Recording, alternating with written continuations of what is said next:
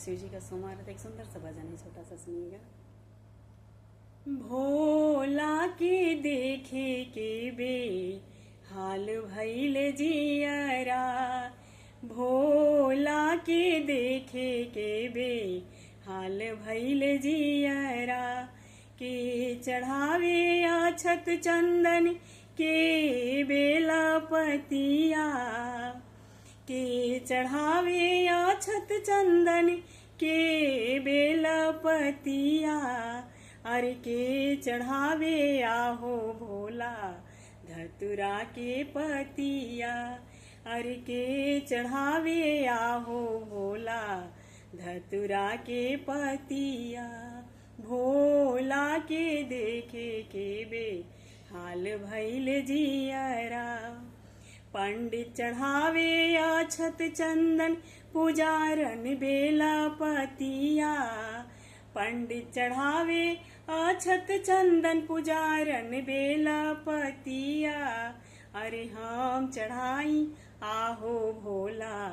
धतुरा के पतिया, अरे हम चढ़ाई आहो भोला धतुरा के पतिया, भोला के देखे के बे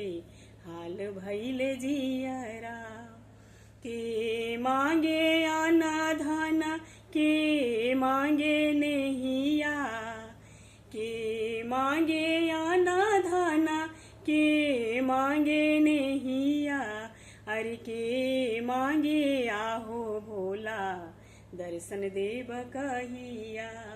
के मांगे आहो भोला दर्शन देव कहिया, पंडित मांगे आना धन पुजारन मांगे नहिया,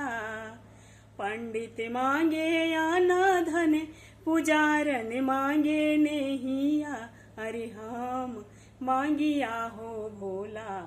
दर्शन देव कहिया, अरे हम मांगी आहो भोला